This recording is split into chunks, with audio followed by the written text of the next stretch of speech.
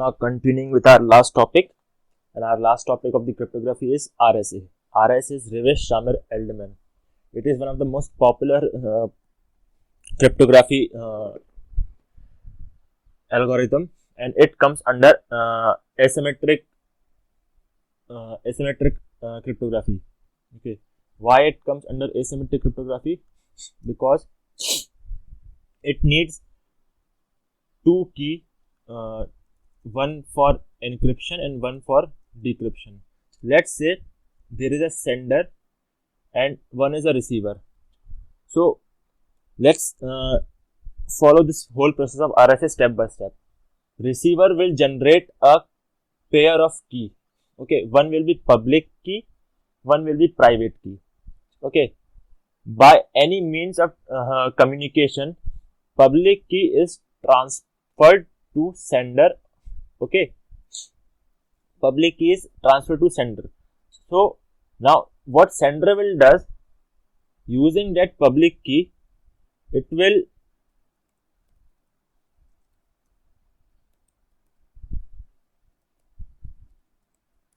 encrypt the plain text or the file which it have to send, which the receiver will be receiving. Okay, public key encrypting plain text, we get the cipher, and that cipher is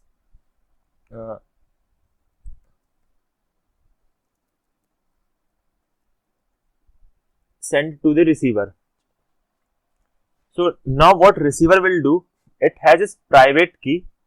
Using that private key,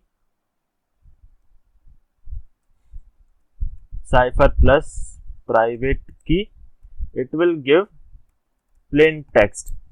Okay, so what earlier the algorithms which we have studied so far about the Roth cipher and Caesar cipher, Morse, DNA, and so on. So you can say they are not secure, they are crackable. Okay, so the RSA which we are studying, it is not crackable. It will take very large amount of time, in years, if done by supercomputers. But the RSA which is provided in the CTF challenges, it is of I guess 128 bits or less than that. So it is crackable because we are using less numbers of you can say modulus, and less not less number of modulus, I can say short length keys and modulus we are using. What modulus and key is, we will discuss it later in this.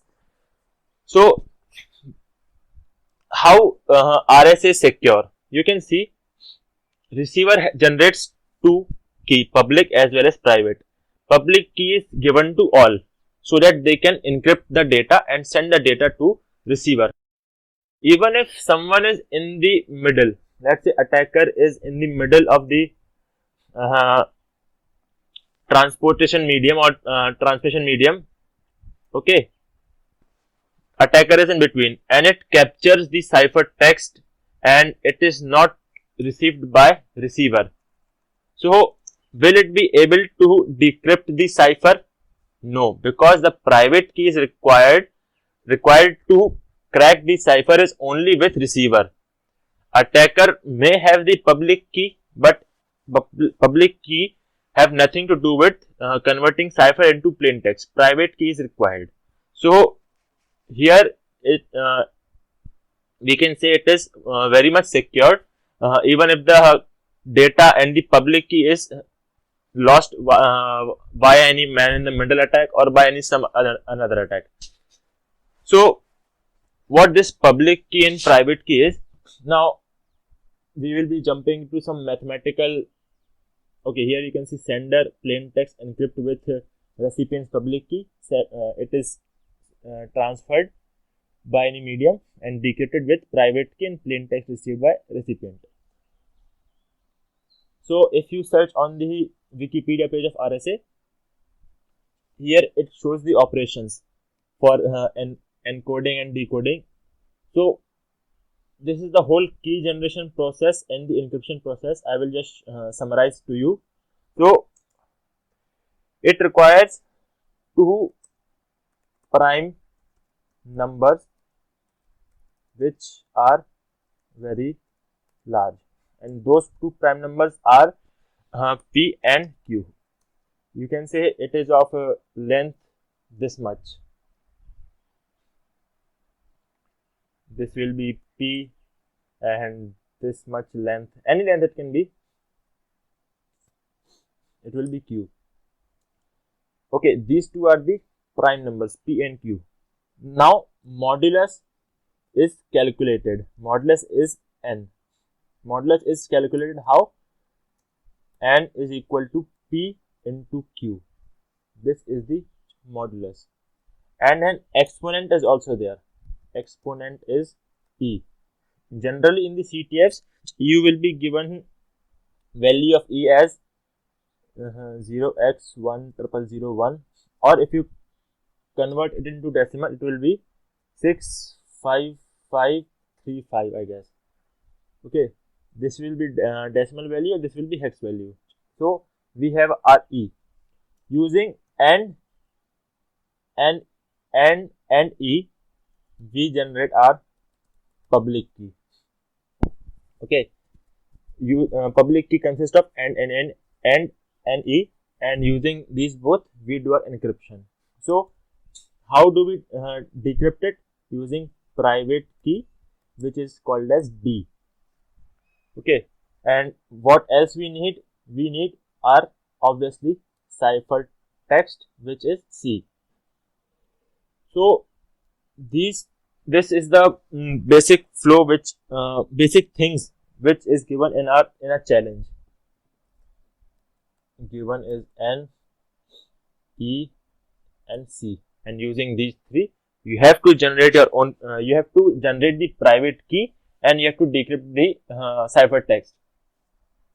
So how to generate the private key or D?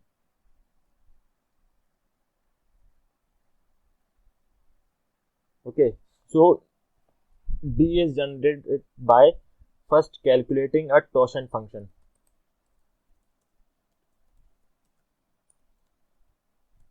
Which is equal to phi, you can say it phi equal to P minus 1 into Q minus 1.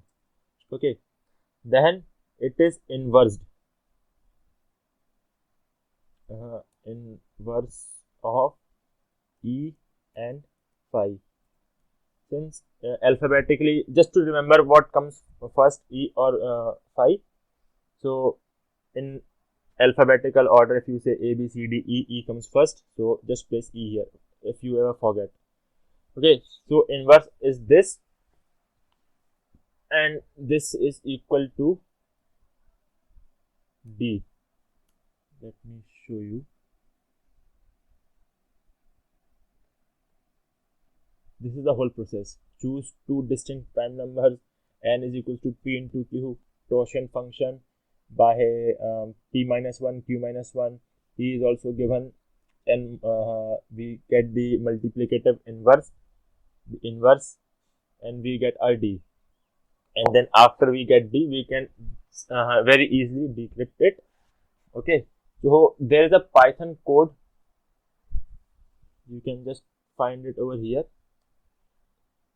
RSA, see, in CTF Katana is mentioned, variables typically given and CE, always try to, okay, so we are given only these three things, and to get the D, we need P and Q. And what P and Q are?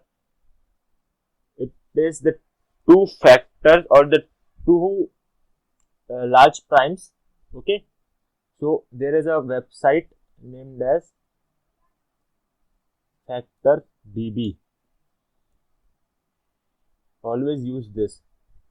You have to paste your modulus or N and just factorize it.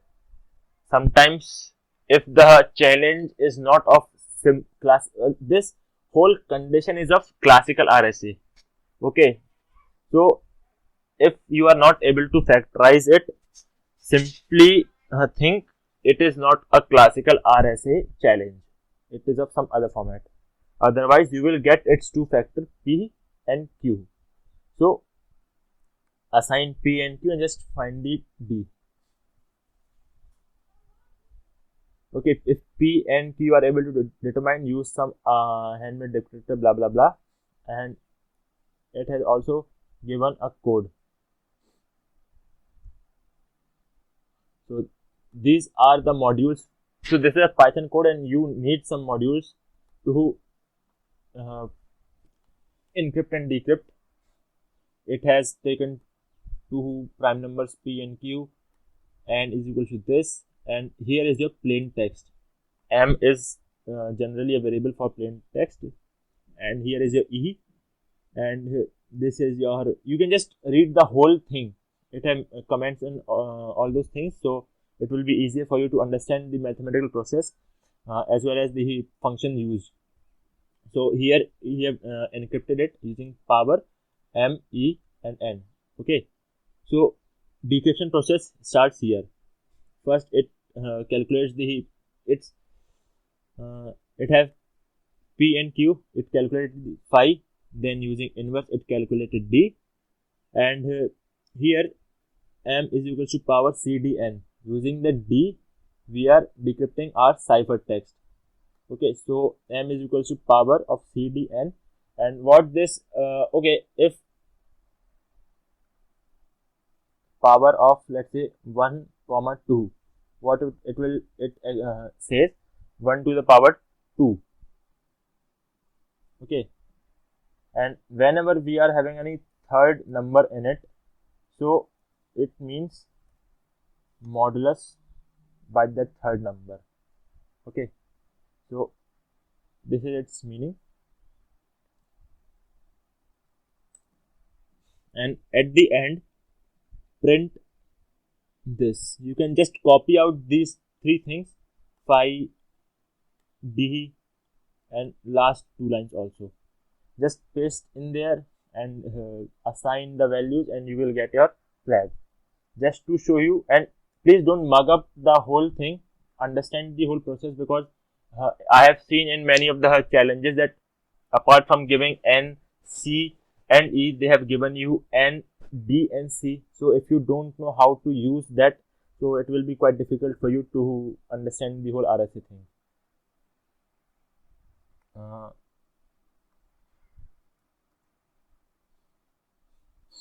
Okay, at rsa.text. Here you can see I have N, D and C. E is not given, which is usually given in the, so N is given. I need P and Q. Just copy it, paste it over here, factorize, and I didn't get this. Okay, so the thing which you have to catch over here, like, why do you need P and Q when you have the D? Why you need P and Q? So just no need to just crack that P and Q thing. You have your D, directly decrypt it and get the flag. So if I run python rsa.py, and you will get your flag and a CTA, welcome to the number theory. Let me find any other RSA challenge.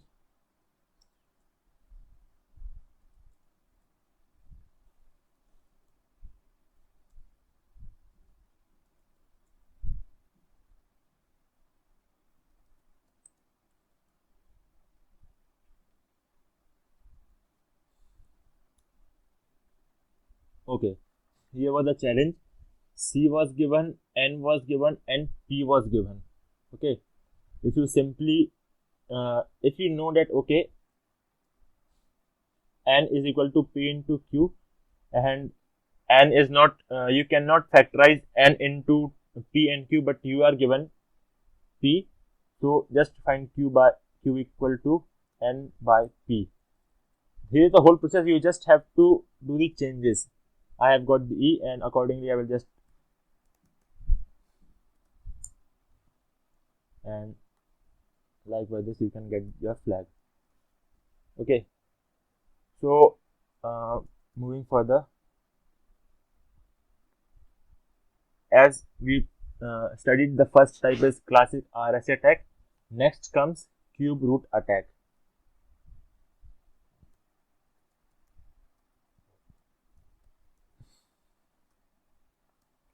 What cube root attack says, usually the value of E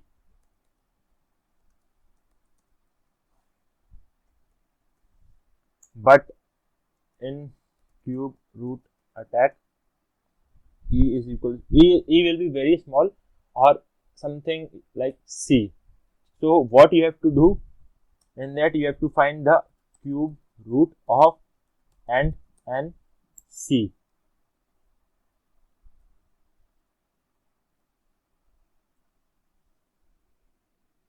See, RSA if E is 3 or small. If E is 3, you can try cube root attack if you have the cube root of C, and if that is smaller than the cube root of N. Let's say cube root of C is lambda, cube root of N is 5. Just for the sake of understanding, I am taking this. What it says, cube root of C, and if it is smaller than the cube root of N, then your plain text is just the cube root of C. If lambda is less than 5, means cube root of C is less than cube root of 5, then M is the cube root of C. मतलब M which we found,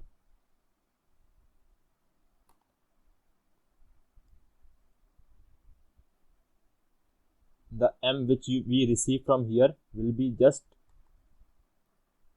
cube root of C. After that, you have to perform this action to get your flag into proper readable format. Okay.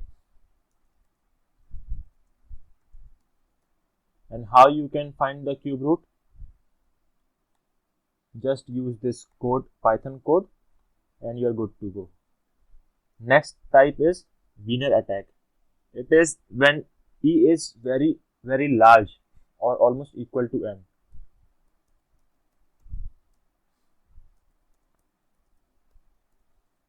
Okay, as I said, N is something of this length, and E is of something of this length or this length. Okay, or somewhat equal to N or less than N. Then we have our Wiener attack. So what you can directly do, here is a code for that Wiener attack. Just replace the value of N, E, and C, nothing else. Save your code and run it. You will get a flag directly. No need to do any single change apart from these three. Just replace the value of N, E, and C which you have received. Okay, and you're good to go. Second thing, multi-prime RSA. So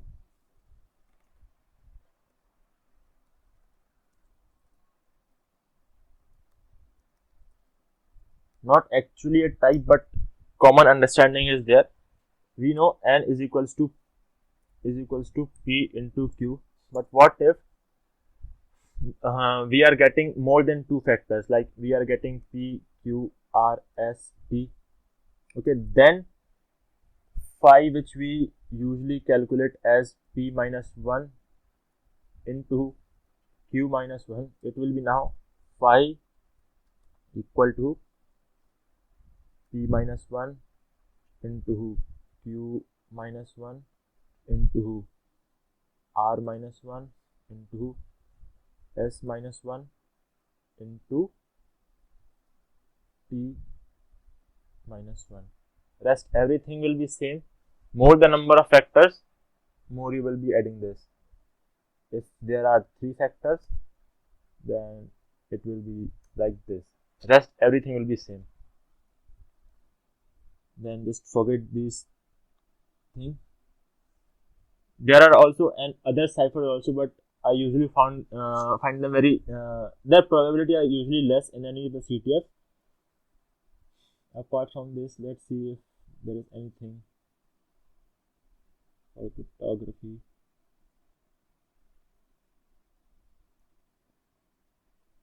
Base 64, base 32, base 85, base this you can see over here.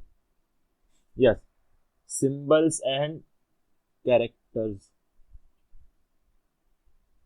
Yes, the last thing which we will cover in cryptography is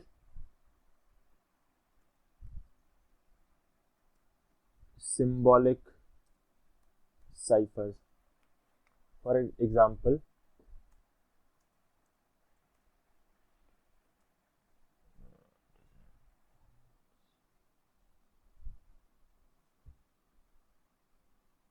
see, this is one of the challenge of Rift CTF. So if you open CTF Katana, here you will see one maritime. See, maritime signal flags.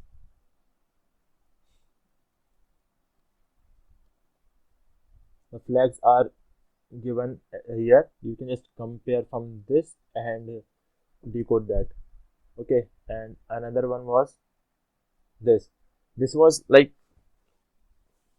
very it was totally new to me. So either what you can do when you have some new symbols or symbolic cipher challenge, you can use Google image.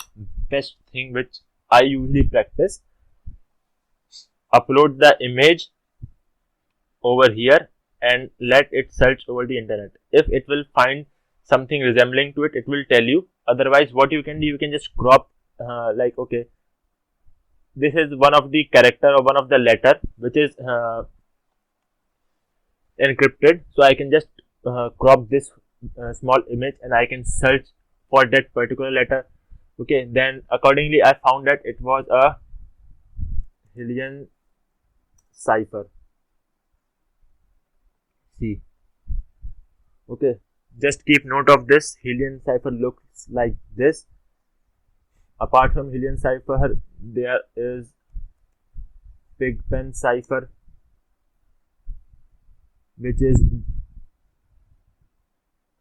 shown by these boxes like this. Okay, and you can decode it on decode.decodefr. Pigpen cipher. You can decode it here. And another one is Futurama. This. So there is no limit to these you can say ciphers. The possibilities are endless. But once you know the dots, and by dots I mean these, you know the basics, number system, rod, seer, cipher. So even if an author makes all these things, you will be able to solve the challenge. Let's say what I do, I did rot 13 of plain text. Okay, and let's say I got cipher 1. Then I did base 64 of cipher 2, cipher 1, and I received cipher 2. Now what I can do, Morse of cipher 2, I will get cipher 3. So I will be giving you cipher 3 as a challenge. Okay, decrypt it. If you know that okay, the cipher 3 is Morse, you will decode it and you will see that okay, it's base 64 because alphanumeric character or numbers are equal to present in it. And after that you will get something like say it is a flag format of LPAD. So you will get some capital letters like something like this and some here. So if you know that okay, this is a possibility of dot attack or cipher Caesar cipher, then you will be able to solve it. Even if you miss one of the dot, by dot I mean these ciphers, you won't be able to solve the challenge or crack the cipher. So just a tip from my side,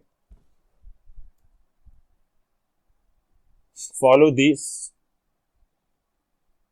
CTF katana, okay, and start solving Pico CTF 2019.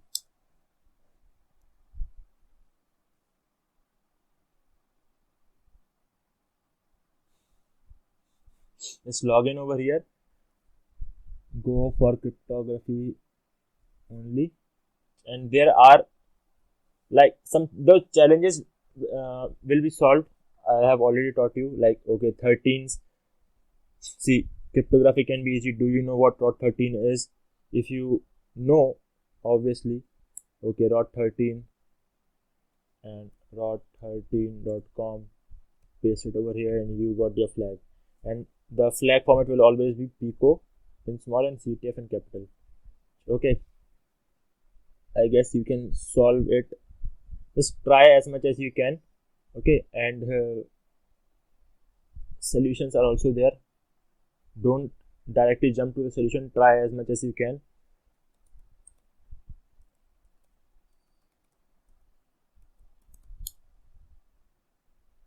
See, you can get the whole write-up, but I will suggest you to go through the whole CTF crypto challenges, okay, and try to solve it. Not fully you will be able to solve, but I guess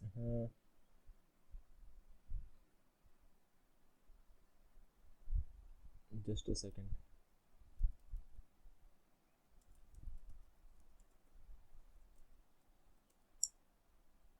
Okay, up to here you can solve mini RSA.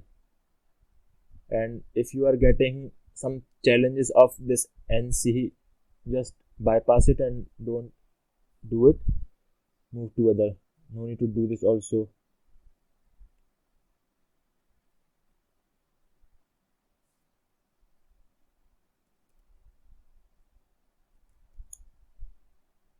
Okay, you can solve this also.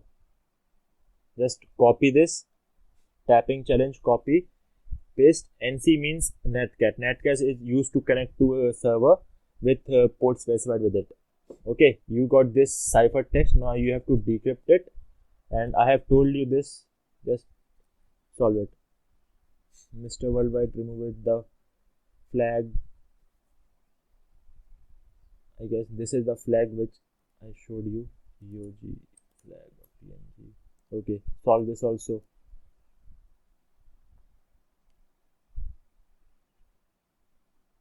Yes, you will be able to solve some challenges. You can go through them. Okay. So next time we will be continuing with our forensic, and yes, it is one of the most favorite topic of mine. So we will try to cover it in depth.